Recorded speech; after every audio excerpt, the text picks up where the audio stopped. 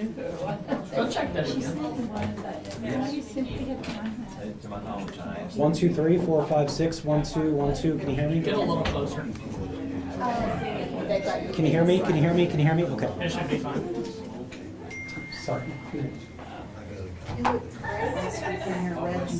Harley Tittle. You know, the flags and stuff. Here. I am.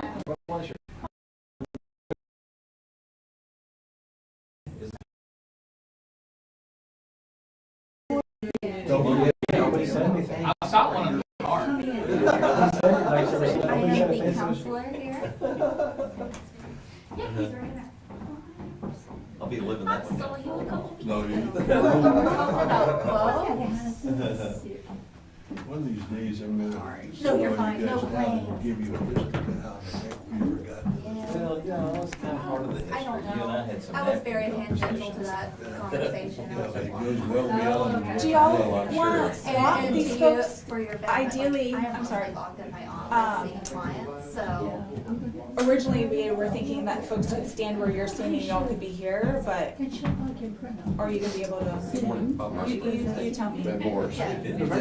Would be better. Works for you? I think they want us to Be straighten in out. good company. Oh, okay. One city councilman. Council, that's it. Do you want me to run out and get it? Been more. And then I'm Courtney Tyler. It's nice to meet you. So, I can run out and get it for you? Yeah, Favor to the mayor a little bit. the TVU's in the back. There is a black cable in the bottom of the bag. You know what they look like, right? Only with Tom Earl. I didn't look, you know, sent her, I guess, but I'll remember him. Okay, let me take a picture and then Well, I'll. he's in council. I just pulled my camera out and it's been on since whenever the last time I used it. Well, thank you for being with us today. So I'm just kidding, I'm like, I don't know. Nothing like a little flower.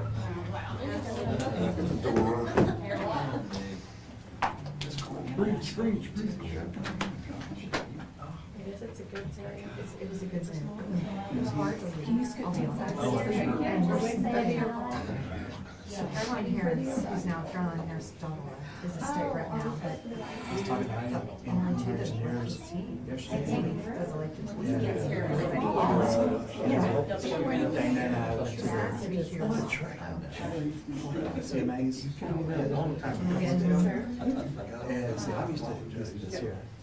Unfortunately, I can't. That's the Small one.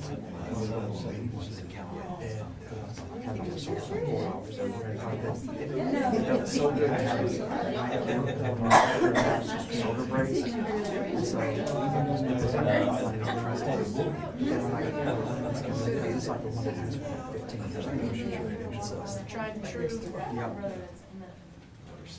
We sounded down there. I told her. Carly? We can. Well, we can change But we can do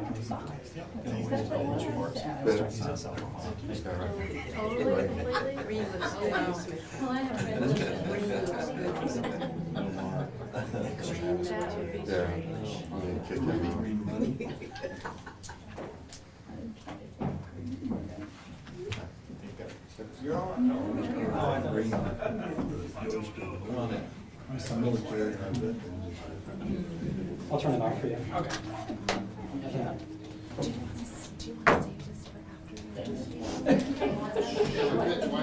Yeah, like you can make it very That or, like on the tour, I after can the plug tour, that or in. you tell me, just maybe not. I would think after the round. Okay, maybe perfect. after the round Perfect. table. Yeah, before you go on the tour, awesome.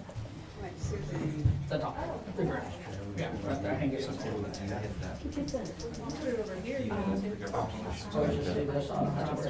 Yes.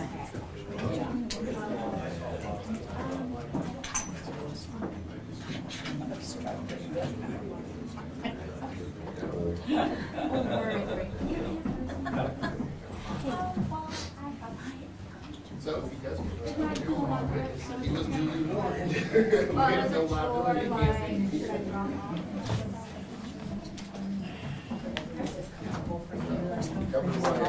White House. Did you grow up in East Texas? Oh, I did not.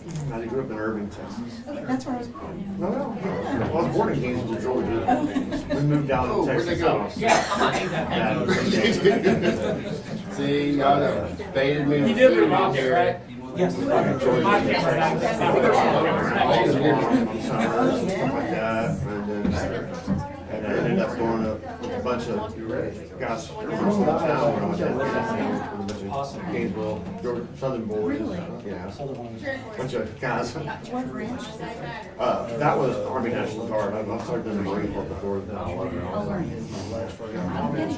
Yeah, been in over 14 countries, and I don't even have a passport. The jury's for the court, so you get the verdict, she's about 1:30. Rebecca Pollard come running. Well, yesterday, plus I had to go to that press conference yesterday. I went to that yesterday morning. They're not putting me on anything that's required. Hey, that's gonna be, yeah, considering they filed that federal lawsuit Marshall yesterday. I gotta get placed up.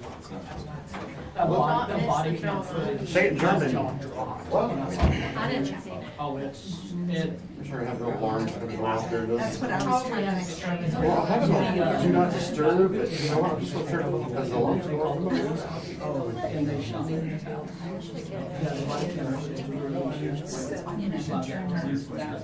So we're on you, we're a nonprofit. So he said, Irving, I was born in Irving, so. Oh, it was not just a, it was not. So we're a guy where UPSs and. And he wasn't threatened, he wasn't threatened. I don't know how. No, it's actually on the So. Volunteer. If you get a chance, go look at the body camera. Just roll with it. Speaks volumes. And the guy did come to the door to get on his hat.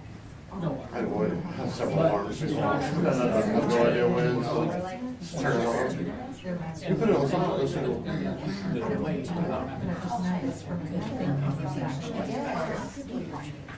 Shot him 3 times.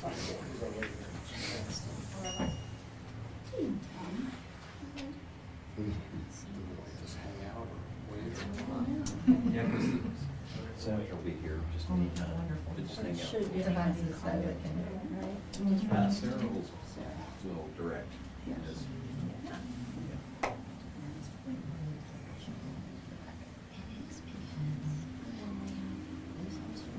Jeff.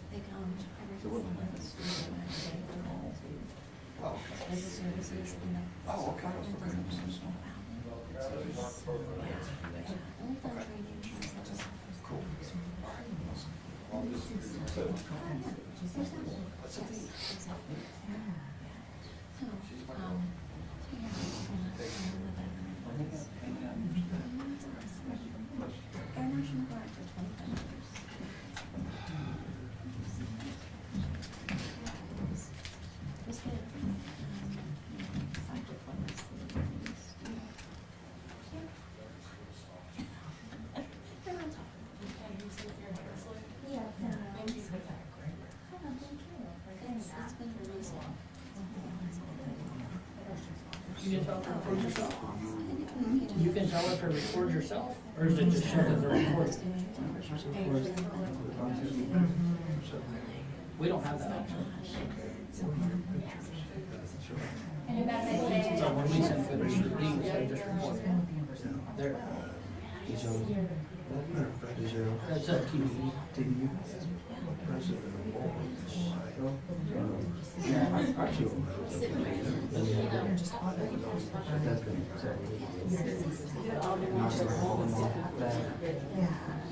Just they take it live and then they can record it. And then also we can record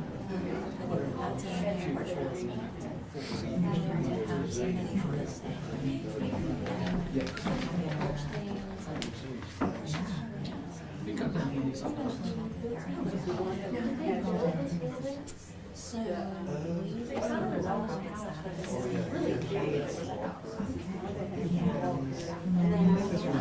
we like, we stayed open for COVID. Started What's out weird, with, well, I grew up here, so I can see what it is. and then I get the last I 3 get years. I don't remember what it was. You know, I know it wasn't. And so, The funny things we don't remember. yes, and then I was like, so, Hey, Nolan, can you go over there and give a mic check? Or ask him for a mic check? they didn't believe it was first. Mic check, can you hear me? Can you hear me? Can you hear me? Can you hear me? 1, 2, 1, You're the door guard. 2, 3, 4, 5. Can you guys hear me? Can you guys hear me? Hopefully they could. It helps them. Oh, you did. I'm like, you're right there. I hear you just fine. I didn't have to hear anything. It's back at our station. Can you hear Nolan, Daisy? Can you hear me? Can you hear me, Daisy? Daisy, can you hear me? 1, 2, 3, 4, 5, 6, 7, 8, 9, 10. Nice to meet you, I'm Sarah. Not getting anything back yet? It's a good sign. My pleasure. We'll be hanging out here. The senator's gonna come from the store. This We're door? good. You good? So don't body check him right You know, your call, but, your call, but, so when they get here, Don't say anything when you come through. Where he's at right is Travis up front? now. And he's out there. We have those. Yes, sorry. Do you want me to move aside anywhere? That's where I am. It's a tight room. Hi, Kate, see what's on paper.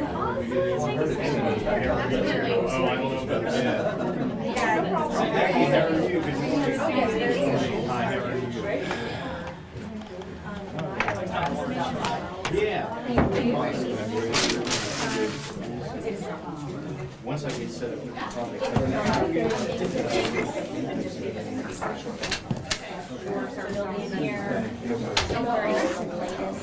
I was on my way to get the vest. Give him a copy. Go get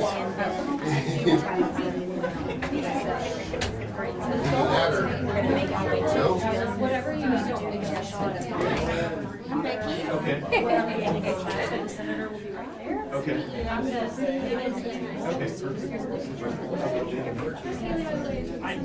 Hi, Brian. Awesome. This is so good here. I think Joe emailed me earlier. One of our anchors, you can just give it to him. Great. Hi.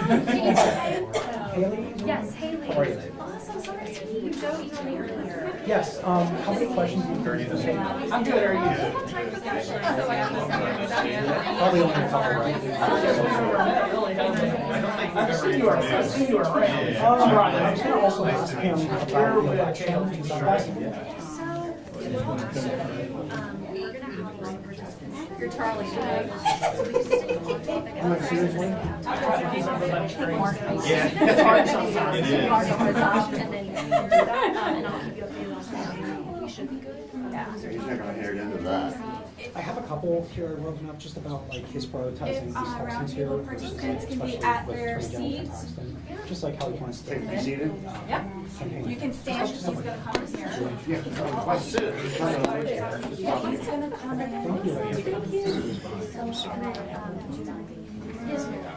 Where's Mike's? Where's Mike? He went to go get service dog. Okay. You good? Yeah, so I usually prefer to Ben, do you wanna maybe stand here? Sure. So the door doesn't lock you when they Oh. walk in? Joanna, just forget to find your spot over there. You don't have to sit down yet, but or then Joanna, you can hang here. Okay. And then when he comes in, because he's gonna wanna greet. Do y'all want a mic check And then you can, over here? and then you can grab your seat. You're good? Mic check 1, 2. There's a lot of white on the table, but let me know if y'all want a white balance. I think we're good. Thank you. You're good, okay. I'm Haley, by the way. Craig. Hi, nice to meet you. Who are you with? I'm with Andy. Hey, everyone, please silence your phones. That's allowed, I like Gold for the vehicle section. Y'all can put your cameras on your shoulders and we'll start walking through the vehicle portion. We'll do a media avail outside, so it'll be very informal. We'll just put mics on a mic stand and do it that way. So as far as sticks, I can see if my team can give y'all sticks outside already, so y'all don't have to do that movement yourself, if that's helpful. Yeah. Yeah, we can send them. And, I'm planning to get you the time. I'm actually taking. I keep up with everybody over The there. veterans and the interest in their needs. Yeah. To pass that information on to them. I want to say hi to you. Well, as if we have that. No, This person is a huge person. And the hazard over here. they want us to live stream this, but after this, we should probably just Of course, yeah, just this, yeah. Yeah, and then of course, like the questions. Just, no, just for questions, yeah, just as they just want, yes. Well, So she's the one that we currently talking about. Yes. Yeah, I would say that that. was the floor. Yeah, whenever you said nations, like, That's me. There we go. yes. Sir? Good morning again. Good to see you, long time no see. Morning, sir. How are you? Good morning.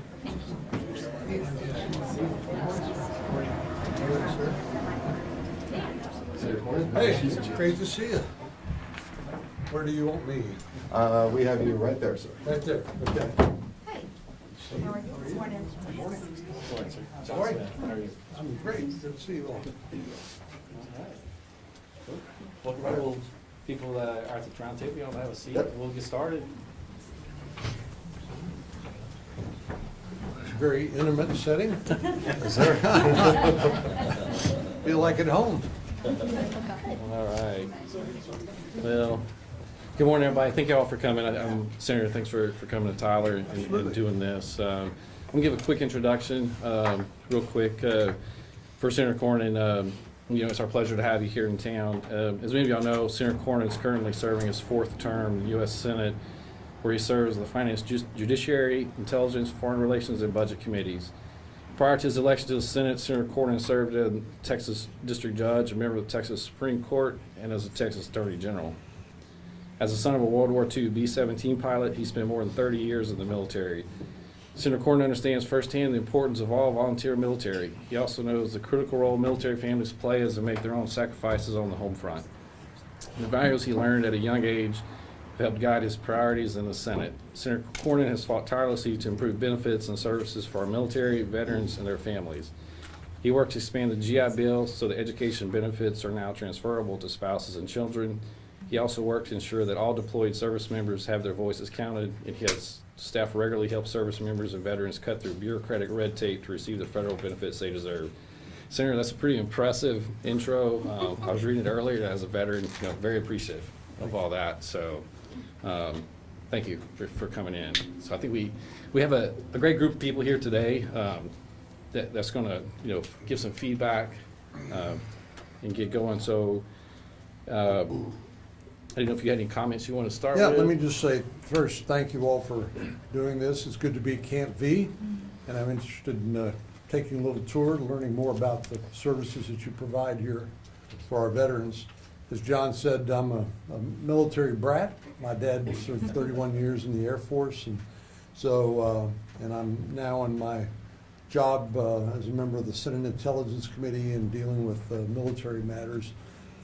Obviously, feel very strongly about the obligation we have to people who serve in the military to not forget them once they separate from active duty military. And one of the biggest challenges that I know we have in the country, but particularly among veterans, is mental health challenges. People suffering the invisible wounds of war, traumatic brain injury, post-traumatic stress syndrome, and the like. So making sure that our veterans receive timely and proper care is very important to me, and I know to you as well. And then, of course, part of the problem is when some of our veterans don't get the help that they need, then they tend to self-medicate, which means alcohol, drugs, other things, which just make things worse and not better. So I believe our veterans deserve the best we have to offer, and I'm happy to be able to work with Doug Collins, the new Secretary of the Veterans Administration. I knew Doug when he was a member of Congress and former military chaplain, a great human being from Georgia. And I know trying to figure out how to streamline the VA in order to provide the services that our veterans have earned and need is important to him, and it's important to me. But I want to make sure I hear from the people who are actually doing the work day in and day out about issues that they're confronting, so we can cut through the red tape and get veterans what they need. So thanks for having me. Appreciate all of you for being here. Thank you. Thank you. So Sarah, I know we've got a lot of remarks prepared for you, but real quick, let me just introduce you who's at the table right quick. We have Travis Gladhill's the Executive Director for Camp V, and we've got Carly Tuttle, Rural Veteran Counselor, and we've got Joanne Goodwin from True North, and we've got our chaplain Ben Morris, Camp V, and other volunteers, and we have Mark Shaw also from Camp V. So I think we've got a great group of people here today to kind of give you some feedback and hopefully answer any questions there. But we'll start with Carly, if you want to Introduce myself? Carly's with the Rural Veterans Council, and she has some remarks and stuff for you as well. Okay, yeah. So my name is Carly Tittle. I am the Rural Veterans Counselor over here at Camp V.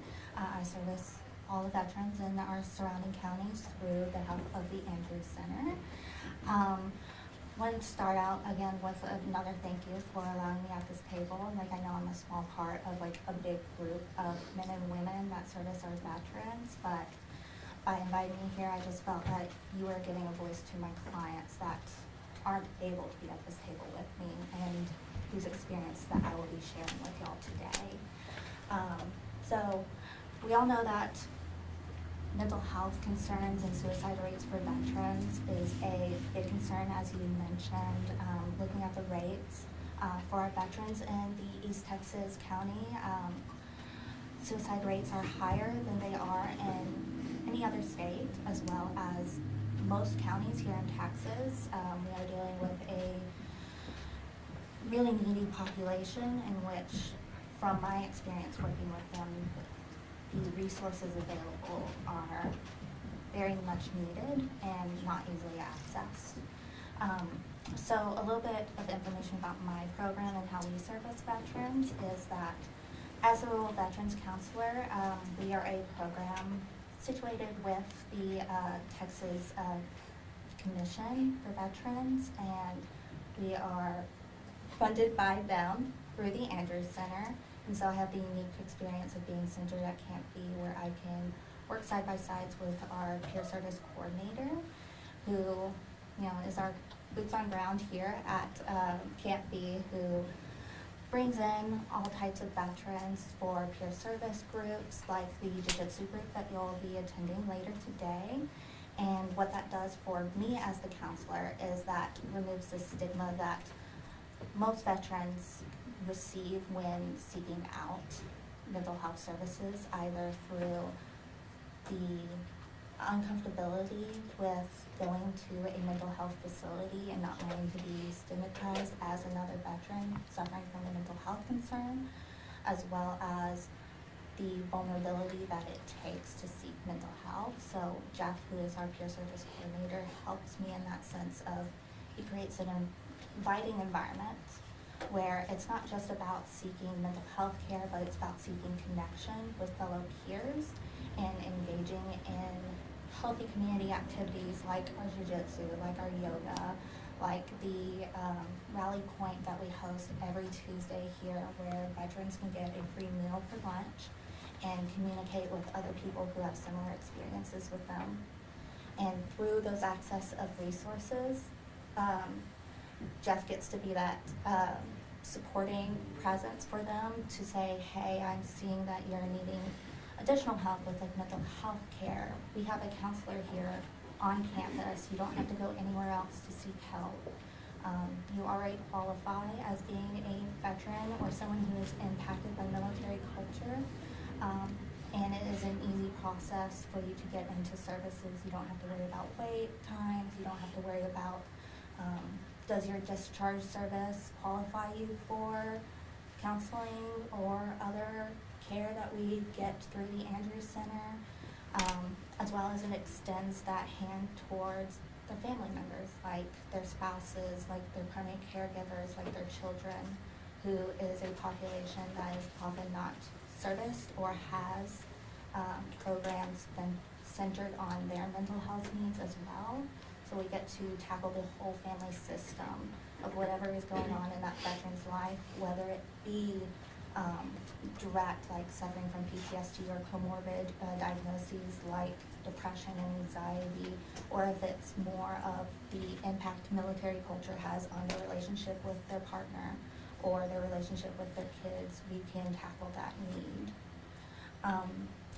In my experiences working as a counselor here, I've gotten to see through my clients' stories the struggles that they face when seeking the care that they need, not just through the VA, but other industries in East Texas. And overall, if I were to say that if there is a barrier, it's not just access to care, but also care being available to them. Thinking of some client cases that I have now, many of them are suffering from a need of stable housing, like jobs that offer a payable wage, or transportation is a big one, especially in a rural area, of when they lose that means for transportation, either through physical disabilities or financial means, they can't reach the care that they need. Sorry, choking me up when thinking of some specific clients that I'm working with, because it really brings that sense of hopelessness when you know that they need urgent medical care, they need mental health care, they need community, and they just can't reach it. And that those things could be simply provided by like a resource that tackles, like, let's look at public transportation for veterans. Let's look at funding for housing difficulties. Let's look at support for job placement. And if even the ones that are there are so low funded that it's either taking months for them to receive care, they're put on wait lists, and that's just time that a lot of my veterans don't have.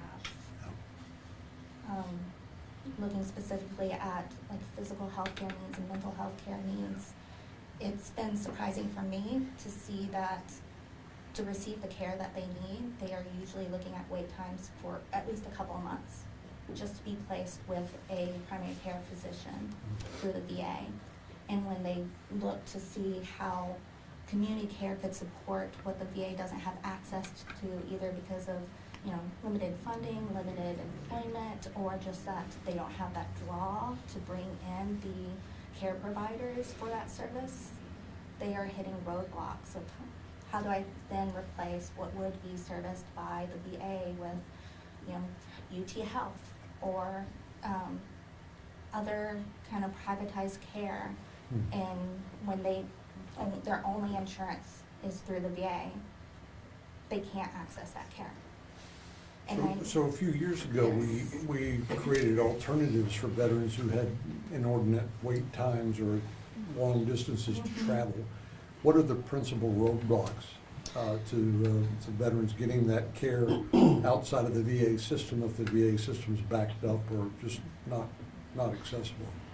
I'd say like what I hear from veterans, it's like I'm obviously just speaking from their experiences more than like a systemic look at, because I'm not part of the VA system, I don't know their interworkings, but from a lot of clients it's about miscommunication of they're told like, well, you just have to call this place, or you need just to go here, or just speak to the advocate and they can get that going for them, and they talk to that person and then it seems like that progress stalls out.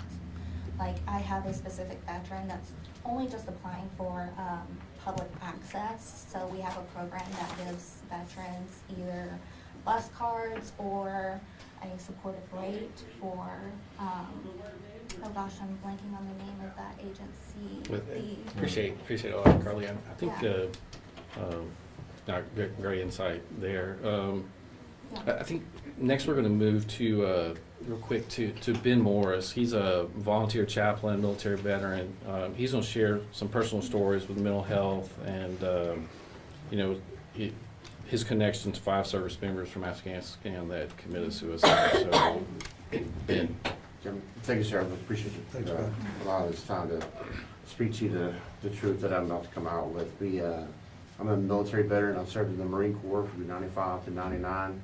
First Battalion, 7 Marines, 941, 2000, operations specialist. And then after 9/11, I answered a call. Finally in 2007, I served in the Army National Guard with signed up here in Texas. And then I had the opportunity to join some of my birth town Georgia boys in Gainesville, Georgia. And they said they were going to go whoop it on in Afghanistan, 2009, 2010. And I did an interstate transfer and went over there with them. Unfortunately, we lost 8 men, 8 warriors that tour in the 48th Brigade. And I was part of the 121st Infantry Unit, and I was stationed in Bob Lightning over near Gardez. The troubling part, after our return, and it was a trickle amount, you know, throughout the years, obviously, but we have lost at least 5 warriors that I'm personally familiar with and know. And some people, they just lost their battle with PTSD. And to be honest with you, sir, it's the lack of care or treatment that we are not getting, or delays that's happening at the VA.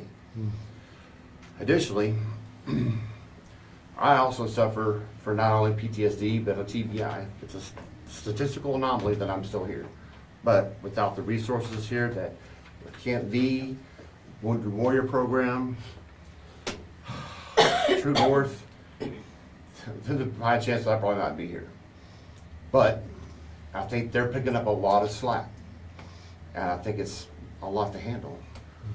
But, because I suffered an MRAP accident, I not only have physical injuries, I have obviously mental injuries as well, but the TBI makes things a struggle.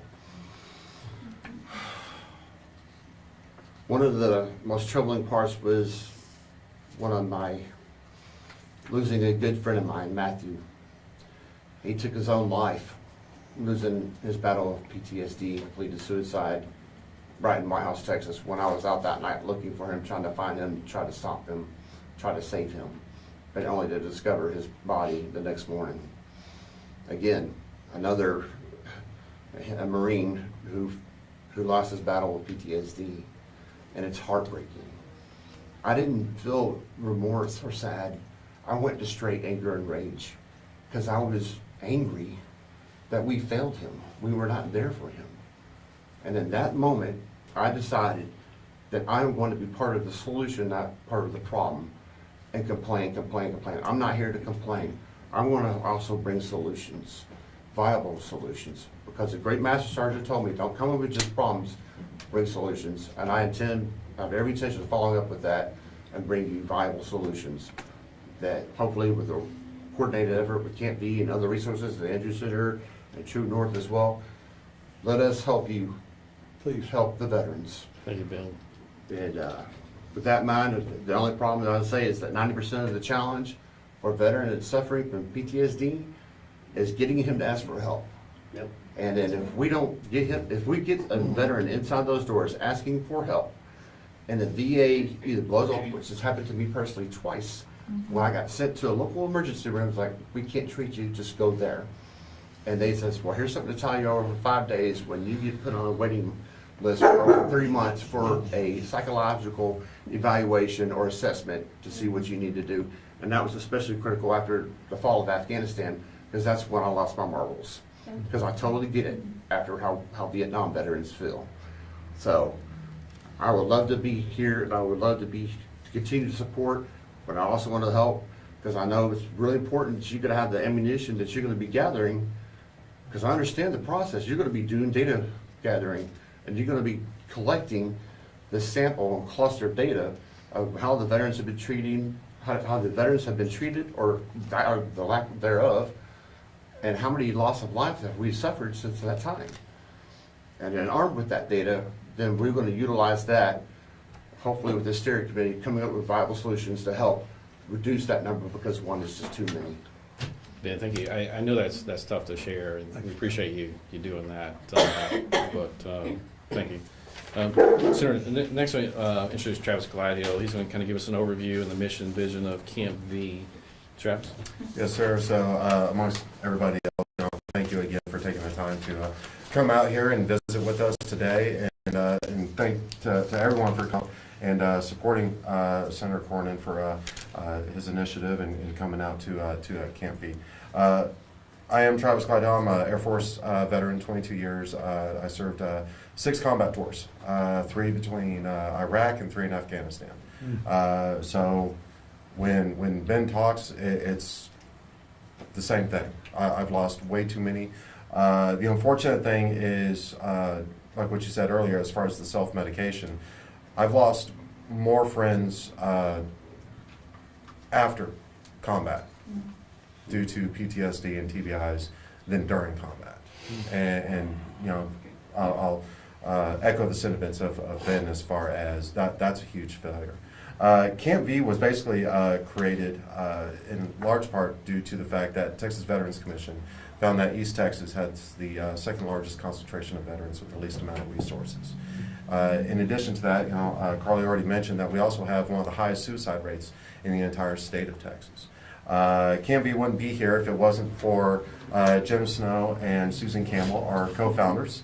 But at the end of it, Camp V is an acronym. It stands for Community Assisting Military Personnel and Veterans. And this is that community. And this is just a small part of that community that you see here today. When we first started, we knew that we wanted to do it all, but we couldn't become the subject matter experts on it all. And that's where we partnered up with, you know, agencies such as, you know, Andrew Center and, you know, Operation True North and Veteran Caregivers and Humana and NMCARA and Workforce Solutions and many, many, many more, that we go to those experts and we create that community that is Camp V. We've taken a little bit different approach, and it's an approach that Texas Veterans Commission has given us that distinguished you know, statement that we are the only true one-stop shop for military veterans and their family members. To receive those praises from the Texas Veterans Commission as well as from the VA is very substantial. But at the end of the day, I think we all wish that this wasn't needed. You know, I wish that something like Camp V and other organizations where we have to step in and provide that care for the veterans and their family members, you know, wasn't, you know, totally needed and everything along those lines. And I've read your bill, and I appreciate your bill and your initiative to go forward with this, because it is definitely a long overdue need to have that investigative look into how is that care being given, how is the timeliness of that care being driven. And you know, at the end of the day, Camp V has taken that holistic approach, basically what we call the Pentagon of Wellness, because we realize that if you don't have financial wellness and social wellness and mental and physical wellness, that it's like pulling out the legs of the chair. If you don't have one, you're just going to fall back. And so that's where we concentrate on those foundational pillars and everything. Thank you, Travis. Yes, sir. So moving along, we're going to hear from Mark Shaw. He's going to give some personal experiences and some of those that we've helped through Camp V here. So, Mark. Well, Senator Cornyn, it is indeed a pleasure and a blessing to be here. And I say that because I am an example of Camp V. 3.5 years ago, I graced this campus as a broken, homeless veteran that just came out of a horrible, what was to be a divorce, ready to walk out in front of the saltwater truck. Everything was gone.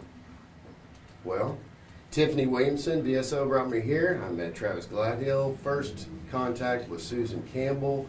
Later, Jim Snow.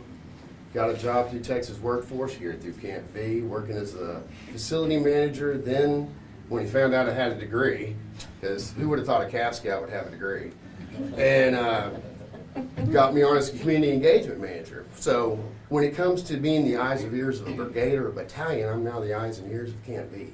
And I report everything. And I see the struggles that are out there on the street. I'm actually out there with it. I'm also the commander of the EFW. So we are also doing the services that VFWs are supposed to do, and I love to say that we do it in collaboration with Camp V, because there are limited resources in certain areas, and we have prevented suicides. And I can tell you right now, Susan Campbell being put up for the award for one of the greatest ladies in Tyler, I'm one of those people that she saved. And look where I am now. So when we get these homeless veterans at Camp V, I show them our system. I know they're discouraged. I know VA's beating them down. I waited a long time to get my stuff too. But once you got somebody that can explain that to them, lead them down that trail with our veteran advocates, have the resources we have here and the support channel that we have here, you can be where I'm at. Thank you, Mark. We got a couple more minutes here left. Joanne is the clinical director, co-founder for Operation True North. A couple remarks? Sure. Thank you so much for being here today, and thank you all for having me. I served in the Air National Guard for 25 years. I deployed 5 times to the Middle East, 4 times as an enlisted person working on aircraft, and once as an officer in charge of C-130 aircraft maintenance. As an air advisor in Afghanistan, we worked shoulder to shoulder with the Afghan Air Force in training them how to take care of the aircraft that the U.S. provided them. Deployments are difficult in general. It was the last one to Afghanistan that was the most difficult for me. 4 days into my deployment, we lost 2 members of our squadron in a helicopter crash. In the months to follow, I was tasked to inventory and prep and send home the belongings of one of the heroes that we lost. Excuse me. In the months that followed, during that deployment, I was held at gunpoint. I was on an aircraft that was fired on, and that's just to name a few events. When I got home from that deployment, I recognized that I had worked in the mental health field prior to deploying.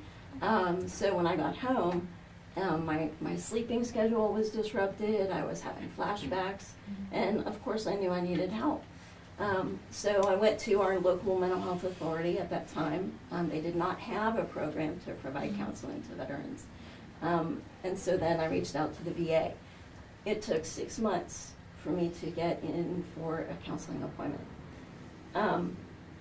During that 6-month time period, I was assigned to a counselor, and I received 30-minute appointments every other week for 8 months. After the 3rd month, those 30-minute appointments had run their course of usefulness. I didn't know the magic words, but once I requested more in-depth counseling, then they assigned me to someone where I had 1-hour appointments every other week. What were the magic words? Please refer me to someone with more in-depth counseling. Okay. Yes. But there were no guidance as far as like, hey, this is the process, and if this isn't meeting your needs, then this is what you need to do. And they're not allowed to volunteer that information? No. So, basically, as a mental health care provider, I went into the situation with good coping skills. I have a great support network, and I had the knowledge of what was going on with me and why. When veterans encounter the VA and they ask for help and they're denied, they become discouraged and they give up.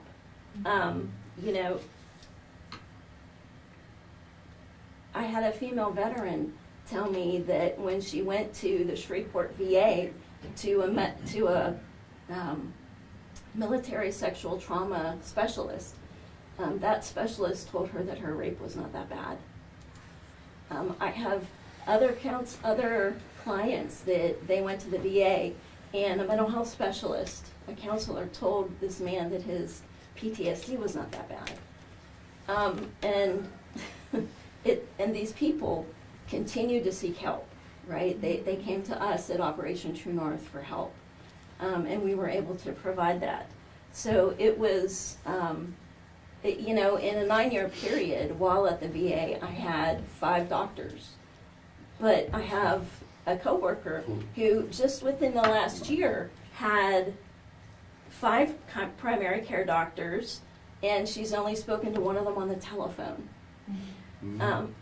Yes. Yep. I have another coworker who is seeing a counselor in the community, and his referral for care in the community was denied. He had been seeing her for years and made significant progress. And the VA told him, well, we have a counselor here now, so now you have to come back to the VA and see this counselor.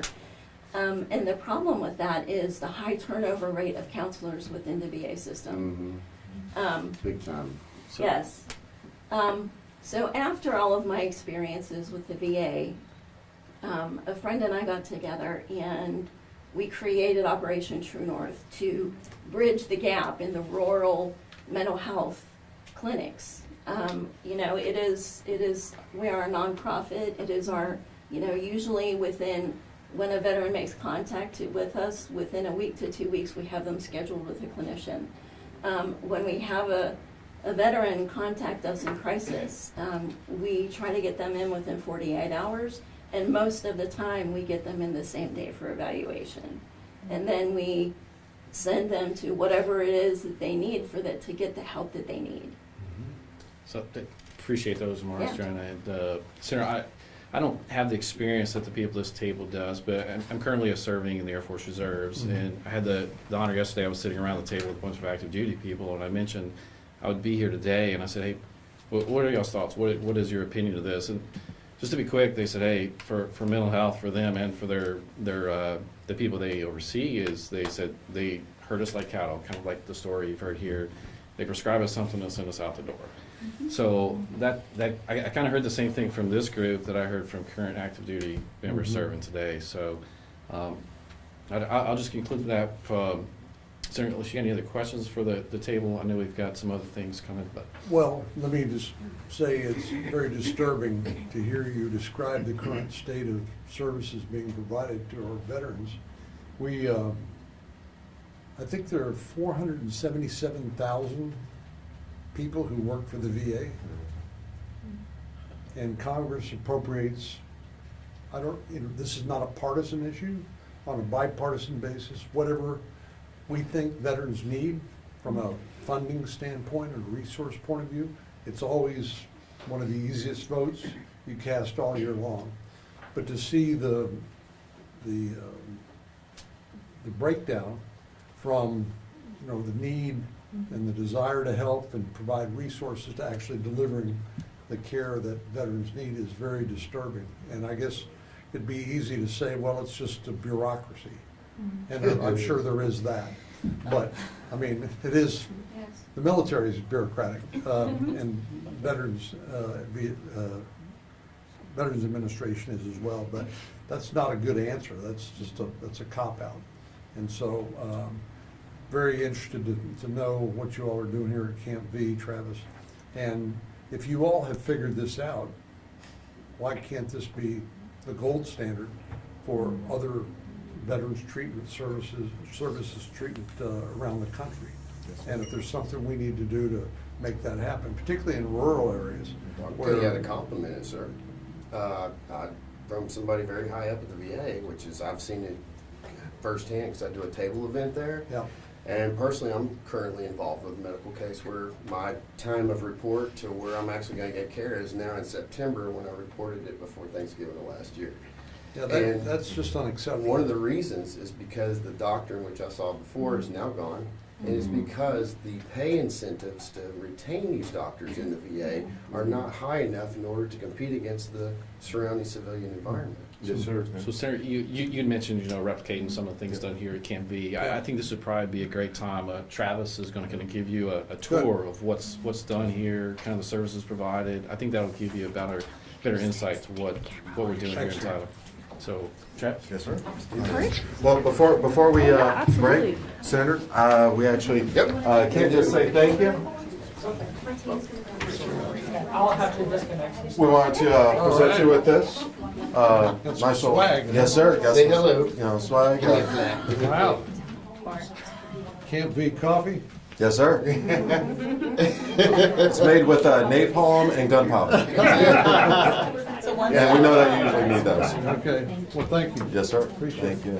Well, let's show you around. Can I get y'all looking at me, please? All right.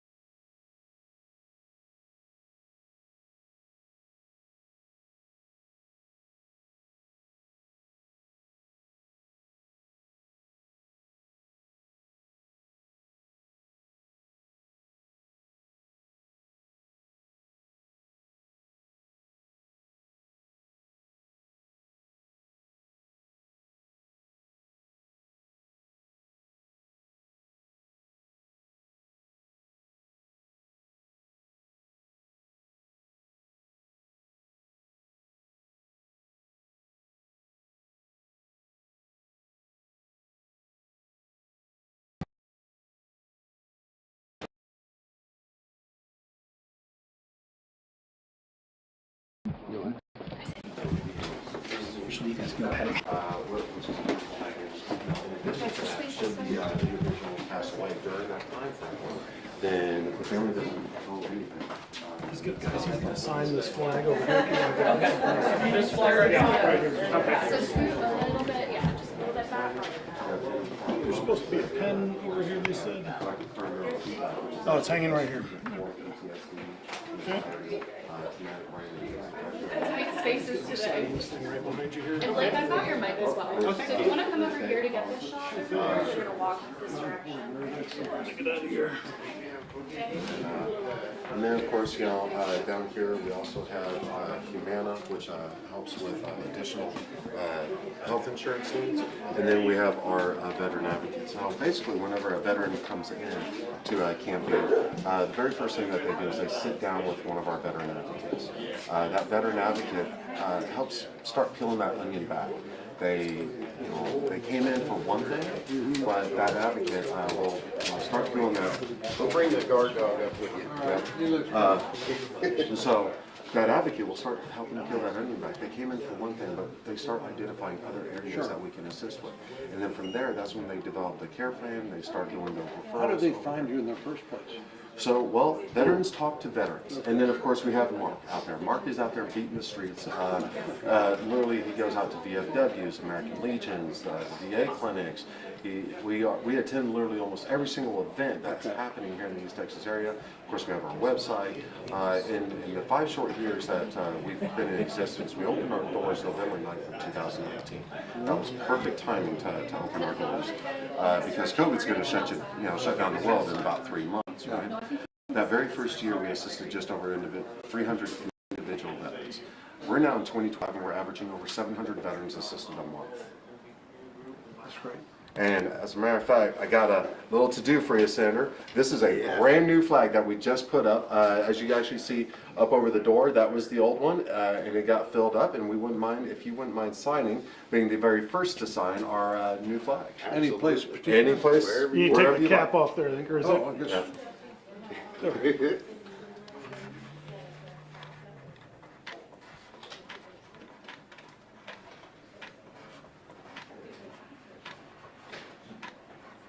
Outstanding. Well, that's the signature. That's what I'm talking All about. right. He's done that a few times. Yeah. Awesome. Thank you. Perfect. Cameras, if you want to follow me on the side. Cameras. Let's go, Jordan. And then we're going to go set up. Let them go first, sorry.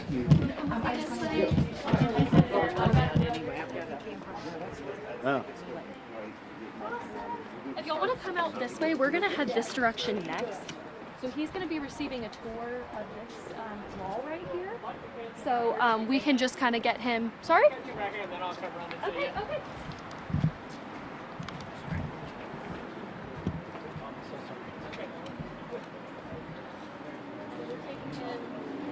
This direction? So basically, Yeah, we now sit it on the looks- 28th campus. Of course, that's our main resource center. We have our dedicated women's center that is specifically for female veterans and female spouses of veterans. Got a wonderful outdoor kitchen out there for them. Wonderful party deck out there for them as well. We also have plans on the other side there to be building a veterans chapel where we can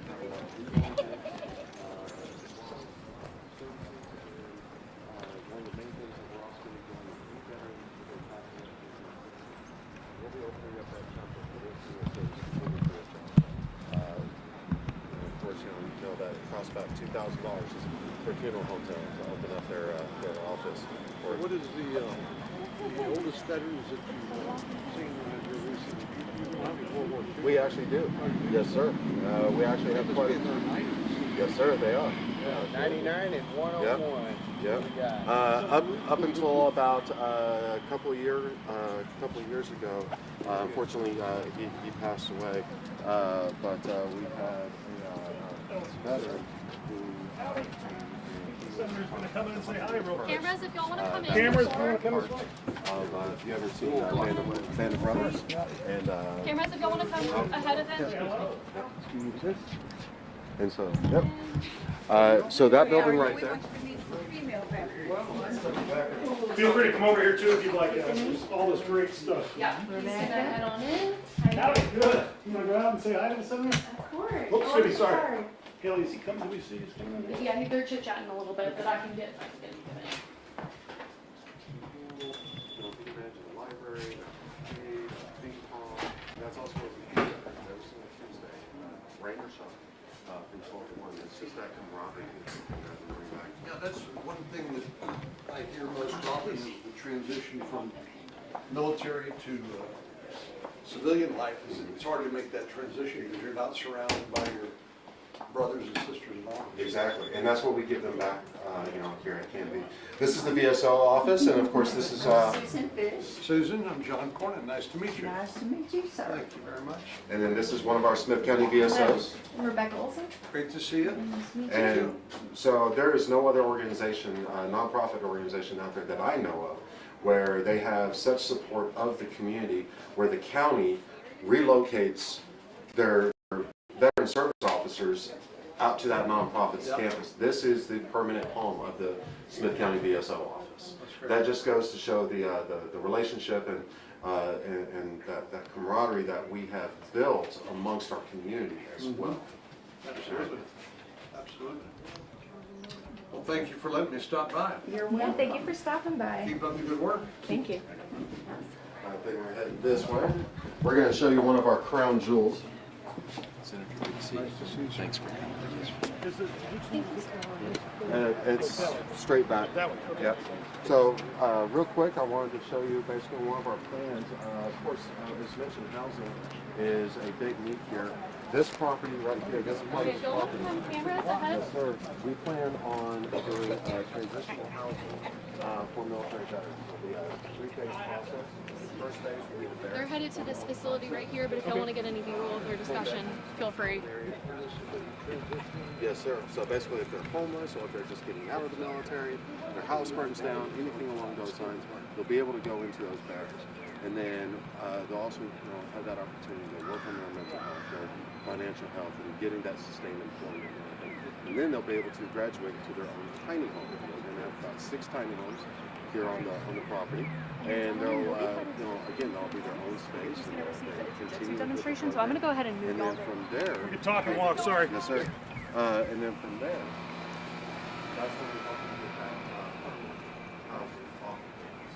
Don't get me wrong, shelters are needed. Watch all the old trucks.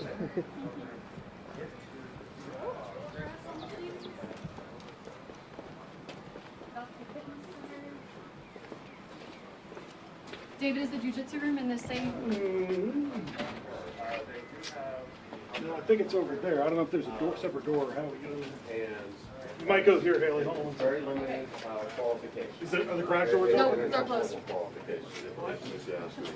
Maybe I got that information, but I was. I have the cameras going first. To your right.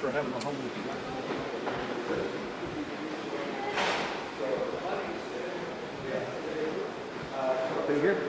Yes, right here. Awesome. If y'all want to get in that corner over there, that might be a good angle of the sensor walking in. You can see everything here. If we were placing bets, guys, who would we bet on? Sarah. Sarah. Okay, there you go. Perfect. Yes. So feel free. You can get a little closer, but no bets. Yeah, just don't step on the mat, they ask, please. But yeah, go wherever you like. And the good money's on Sarah. Just kind of make sure you got that. Go, Sarah.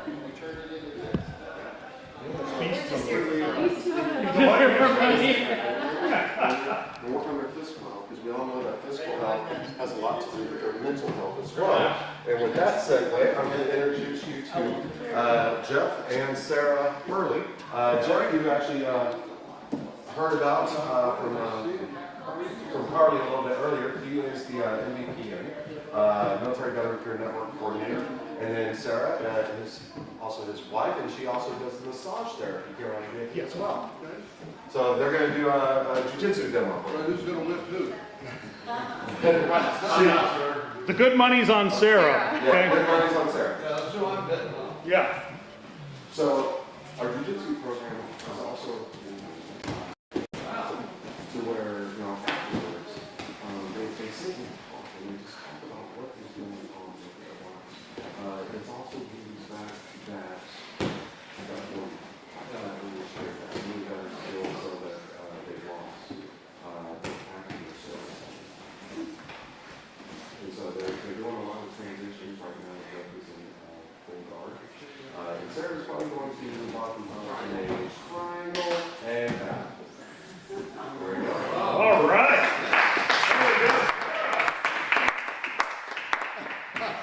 Go to 20. Makes me tired. Just. Yes. And so we do this program again, you know, to not only promote the physical health, but also the mental health. And of course, you know, it being a peer group, this is where they get their chat and everything else. Jeff, did you want to talk about the peer group at all? The jiu-jitsu group? Okay. All right. And so we're gonna, I think, continue this way. Okay. All right. Thank you. If you have an extra black belt for the senator, you could easily. I got it. Go ahead. Got it? And we're going to head to this wall on that side. They're going to walk him down that wall. So if y'all want to be stationed here to get the senator walking across. Hi. We're getting our steps in today. Oh, didn't they stop? We'll see. Yeah, they're going to stop. Hercules after the C-130. And so Hercules here is also a transport name. We will transport vets when no one else can. Basically, we transported to health facilities. We've gone into wheelchairs. It's got a full ADA accessible wheelchair ramp in the back. All the staff have been trained on how to lock in and everything along those lines. And so we've anytime we see a need, we step in and we fill it. And this was a wonderful donation that we received. We had to put some money into it and everything to get it back up and running properly. Mr. Travis, how many veterans would you say come through this program in a year? Oh, God. More than mine, let's say. So right now we're assisting just over 700 veterans a month. And these are new? So we're averaging, a lot of them are repeat to take advantage of, say, you know, the peer groups and the luncheons. We're averaging about 200 new veterans every single month.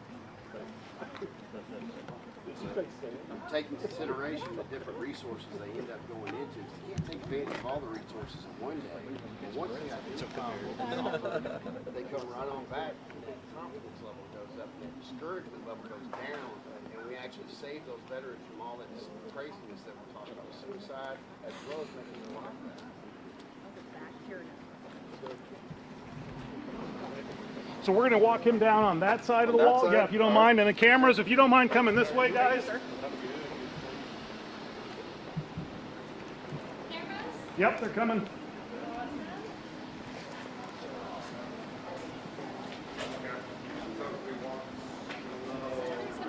This direction. So if y'all want to get B-roll of him viewing this mural, go wherever you need to go. This is incredible. No, he's coming right over here from that far end. Yep. And then we're gonna set this up right This is after. an incredible so feel wall. free to be ready for the B-roll. You let me know when you're ready. Yeah, go ahead.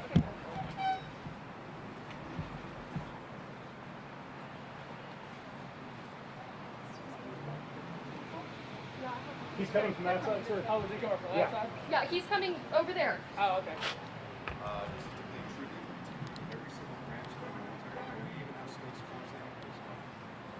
Even though we don't really talk about space.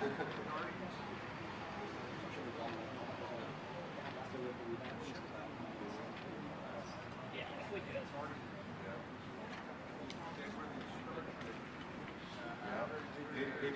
Even their symbol looks like a Star Trek.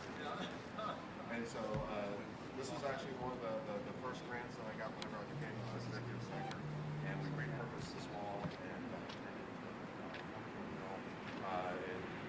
just to let those veterans know that whenever they arrive here on the campus, they're in the right spot. And of course, we fly every single one of these flags, and we do it with pride and we do it with honor. All right, so I think at this point, we get asked a whole bunch of questions. And I get to answer all of them. If y'all want to put some mics up here on the mic stand, I will also get y'all a white balance really quickly. Sarah? Sarah, can we grab you? Nolan, I'm going to use your shirt. Oh, we got right here. We got a White white balance right here. Not to say anything about Nolan's shirt, but this is a better white balance. Okay, that's, Clean sheet of paper right So here. one of the things that you mentioned is, anybody else have a mic you want me to put up here? On the back. Yeah. so we actually do have banned on taking Are you camping good? purpose. Yeah, I'm good. I'm good. Great. Right now we And say then Blake, do you need white as well? I should. Okay.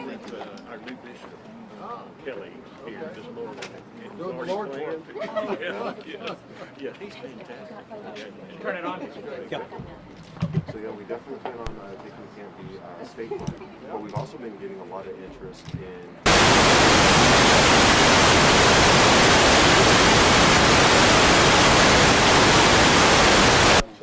Yeah, I think kind of if you put it on right here and then let it hang, that should do it. Take about 1,000 pictures. Where you turn out? Yeah, feel free wherever. With the appropriate. I shoot everything in there anyway. Yeah. No, on mine. Yeah, no kidding. Wow. Impressive.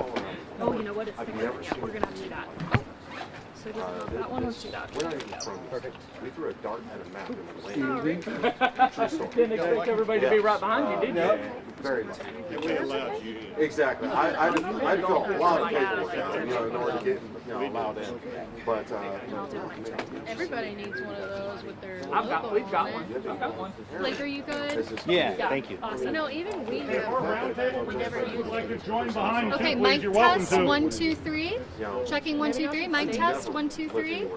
Do you need one up there? You want to throw this up there? Round table. Here, I don't. I think we should. No? Okay.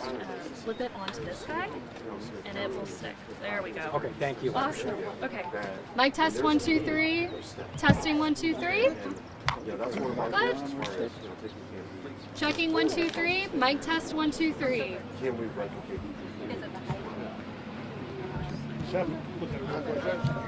I mean, Tough shoes to fill there. Is anybody not ready? no, I think everybody's ready to go. Doing a very nice job in Just once he gets up there, let's focus on him for real quick. Yep, But- perfect. I mean, we miss Louis, but don't get me wrong. Oh, yeah, I got you. I got you. Senator, I think our friends in the media are ready for y'all. And folks, if you'd like to tighten up there in the background, that'd be great, and take the hard questions, please, okay? I get them. Oh, yeah. You got that from I have to look at my watch. It's still morning, so let me say good morning. And it's good to be in Tyler here at Camp V, where Travis has just showed me around these incredible facilities that are being provided to our veterans. The real tragedy is that most veterans don't have access to facilities and services like we see here at Camp V. And this is a real problem because When people serve in the military, they obviously put themselves in harm's way. Some never come home. Some come home with the invisible wounds of war that we've learned a lot about post-Afghanistan and Iraq. Things like traumatic brain injury, post-traumatic stress syndrome, things that aren't obvious, like losing a limb to an IED or something like that. But people need the transition going from the military to civilian life. And one of the things that I hear most often from our veterans is they miss the camaraderie that they have in the service, the team orientation that you learn in the military, that nobody does anything alone, you do it as part of a team. And they miss that. And there are obviously other challenges that our veterans have, transitioning to civilian work, finding adequate housing, dealing with things that happen like addictions, alcohol or drugs. Frequently when people try to self-medicate, when they know they're having problems, but they either don't know where to go or they're afraid to ask for help, they tend to take matters into their own hands, which tend to make things worse. But we're here just a few days after Memorial Day. One of my favorite events of the year is sending off our new service academy graduates from high school. We had about 100 of them in San Antonio. But those are the young people we're looking to be tomorrow's leaders in our military and in our communities and in our state and nation.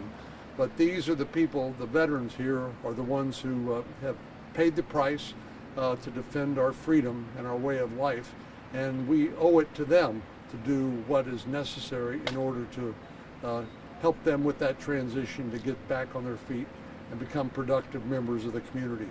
So I'm going to just thank everybody behind me. It's great to be here with the judge and other local elected officials, but also all of these great volunteers, people who are giving of themselves to help these veterans make that transition, make the community better, and to fulfill that sacred obligation, which I believe we have to our veterans. Once they have served our nation to protect us and our way of life, we owe it to them to do what we can to help them make that transition back into civilian life. And that's what Camp V does. And something that I'm going to take with me is perhaps using this model as the gold standard for how we ought to deal with this in communities, not just in rural parts of East Texas, but throughout the state, throughout the nation. So before it rains on all of us, I'm happy to answer a couple of questions. Senator, tell me, what did you take away from the discussion here today, the tour, that maybe you came here not knowing? What stands out to you? Well, as I mentioned earlier to John and the others, the biggest frustration I have is the Veterans Administration has almost 500,000 people working there. And Congress, on a bipartisan basis, appropriates basically anything that we're told that the veterans need or the VA needs. But then to see that gap between the people and the resources and actually the services being rendered to the veterans. But this is where the rubber meets the road and what counts the most. All the rest of it is just numbers on a page. This is what counts, and this is what works here at Camp V. So as I said, I think this is a great standard for other veteran services programs. Obviously, it's multidisciplinary. You see people from all sorts of different backgrounds coming together to meet the needs of veterans, and it works. And Senator, how is this visit here to Camp V today going to help your bill in the future? Well, I think, part of the problem is, as I mentioned, is just basically having an audit, or basically having a handle on all the services and the resources that are available, and how do we get them to the veteran, the individual veteran who happens to be in need. There's no real audit system or way to reduce that to a piece of paper so we know this is what's working, what doesn't. We can measure a lot of this stuff by how many people are being served, but we also know that from the work that's being done here locally that a lot of veterans aren't getting the services, in part because they don't ask. Maybe they're reluctant to ask for help. But if they do ask for help, what I've learned here today is they're going to get help and they're going to get better. And that is our goal. Any other questions? Senator, it was discussed today about the challenges veterans face when dealing with the VA, and I know that's something that you're looking at and addressing. You know, even looking at this act, I can imagine there's still work that needs to be done. What are you doing to help improve the VA experience for veterans who we heard from today who face challenges? Well, we have a new administration, the Trump administration. We have a new head of the VA, Doug Collins, former member of the Congress and somebody who understands how Washington works and how to navigate the bureaucracy. We're looking to him to tell us what needs to be done at the VA to make it more efficient. As we've learned from Elon Musk's efforts at DOGE, the Department of Government Efficiency, a lot of well-intended efforts are misguided.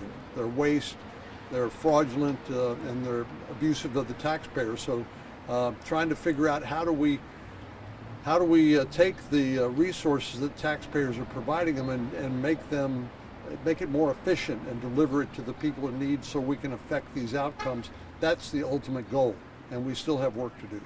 And I think we have one political question. Is that, or do you have another on topic? Yes. We don't have to ask any political questions. And maybe we ought to excuse some of the folks behind me because I don't want to necessarily get them stuck. Unless you want to answer political questions. That's your job. We'll just shift y'all out of the way if you don't mind. 1 second. He'll do a political question and then you go. can do your Yeah, political go ahead. And then Senator Cornyn, with your run for re-election in 2026, how do you plan to prioritize East Texas, especially with Attorney General Ken Paxton now in the race, where it could be up for grabs, especially here across the area? Well, Texas has been a red state for a long time, and that's all at risk. If Republicans nominate somebody like the Attorney General with his checkered background and all the baggage that he brings to the race. And we'll be talking about that during the course of the campaign. Unfortunately, we have to.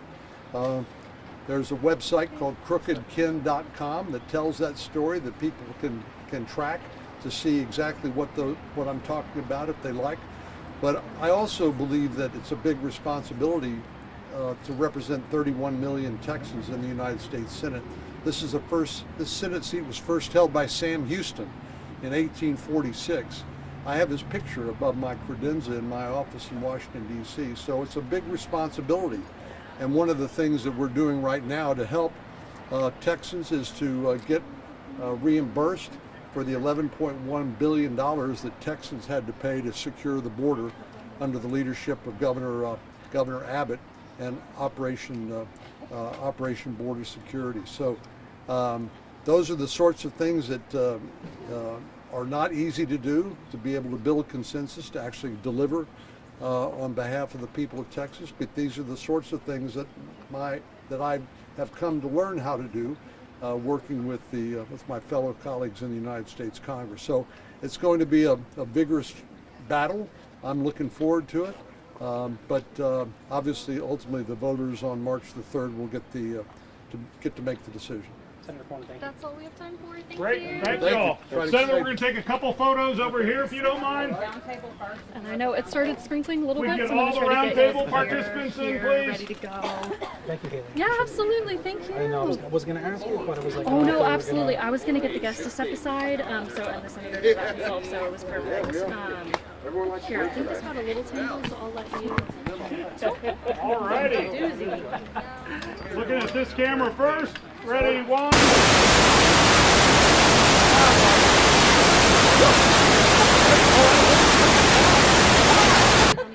Some of y'all work with too. Okay, who else? Any other photos? Can't be. I'm so sorry about that. Hey, now some of our Camp B staff, please. Can't be staff. Can't be. Figure it out. Camp B staff, please. We don't have them all. They're at work. Yeah, exactly. Squirrel.